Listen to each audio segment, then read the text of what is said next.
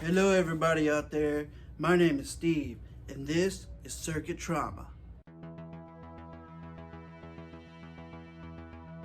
Some of you guys wanted to see what kind of tools that I use. I'm going to let you know right now, a lot of you out there are going to be disappointed because I'm a cheap ass. Alright, so to kick things off, this is the iThor collection. This is an iSesamo. Help me for prying stuff.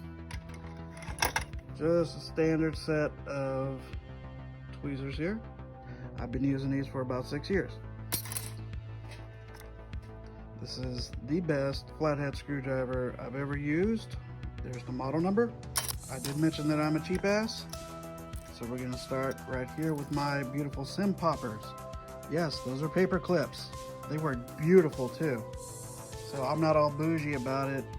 Just use paper clips, dude. They do the same thing. Totally necessary for any workstation. This sticker right here, that's totally necessary for any kind of workstation. Beetle juice? God, that's it! Gotta have your Dr. Pepper, dude. That's a southern delicacy. Don't forget that. Back before I had my USB UV lamp, I was rocking this beauty right here. This is what people use for their nails, like in the nail shops. This is my old UV lamp. I still use it, you know, for bigger things like, you know, PS4s and stuff that fit in there. They're supposed to fit in there. Now we have ZXW 3.0. This right here is the best program in my opinion because on each chip it gives you diode mode readings and it helps you diagnose everything a lot easier because it tells you what's connected to what. Paul Daniels does have an awesome software out there. Just hit them up on Facebook if you want the name of it. There are other ones like Wushinji. There's a lot of other programs that I use. I got Phone Board, I got Open Board, obviously 3U tools, you know, some rescue programs, stuff like that. Those are the programs that I use on a daily basis. You need a big screen TV to display current operations, what's going on, yeah. The best investment I've ever made in my entire career, it is a trinocular, and I have this really cheap camera here to display current operations. It's feeding through HDMI. This is a 0.5x reduction lens that you can buy for like 40 bucks. I have the Barlow lens. This is also a 0.5x Barlow lens. The LED ring. Yeah, look at that, it's pretty. Okay, this right here is my Pavono PS305H. This is my DC power supply. This right here helps me detect certain shorts with how much amps that it's drawing. It also helps me inject my voltage whenever I need to detect a short. What I have connected to it is this trusty Chun-Li iPower Pro. This thing works beautiful. There are other models out there, more updated models. The iBoot box, you know, it's very sturdy. It's made out of metal. It doesn't tickle my fancy, if you will. It does have a lot more updated connectors on it, like the XS Max and stuff like that, but I haven't seen a reason to stray away from my beautiful iPower Pro because I can just take off one of these and connect it here and still do the same thing.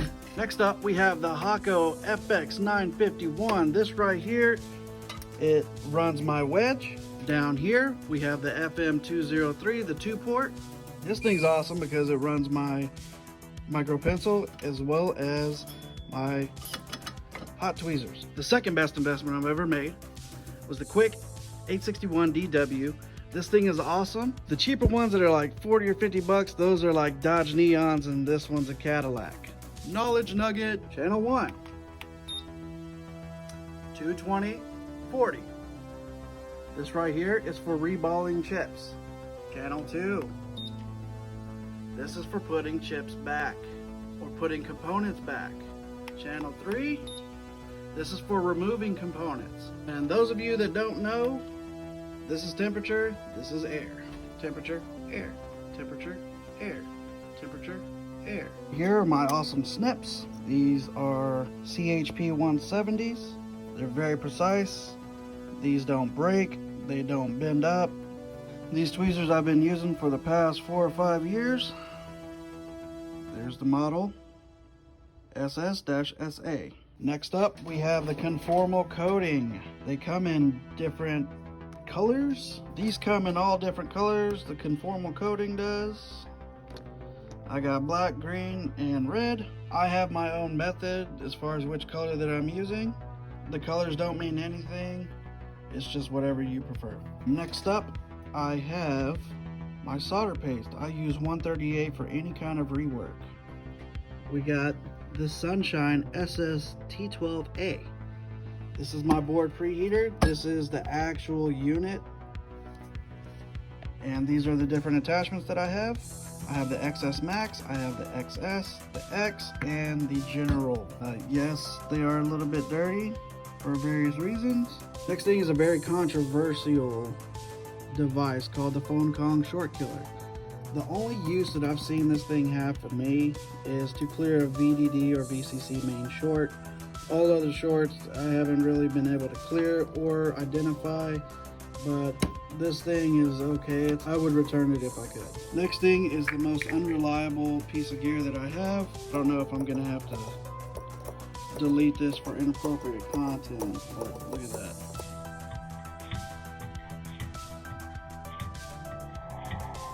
So inappropriate. Look at this. Next up, very unpopular, but it works for me. A lot of people are using the Fluke. This is my go-to. It's the RSR 717. This thing was cheap. It does exactly what I needed to do. It holds a 9-volt battery. It's got diode mode, continuity mode, voltage, amps. The probes I got from microsolderingsupply.com. This right here is the type of flux that I use. The Amtech NC 559, the V2. V2 is what matters. Feather surgical blades, number 11. That's what you need to look for, number 11. Most of the stuff that I have shown you, you can get from unionrepair.com, microsolderingsupply.com. There's a bunch of chips that you can either source from Mouser, DigiKey, iPad Rehab, or microsolderingsupply.com. As always, everybody out there, thank you so much for tuning in. If you have not subscribed yet, please subscribe. Leave a message if you want me to cover anything specific. If you have any kind of questions, I will respond to you in the best way that I can. I'm just playing Justin Ashford. You know I love you.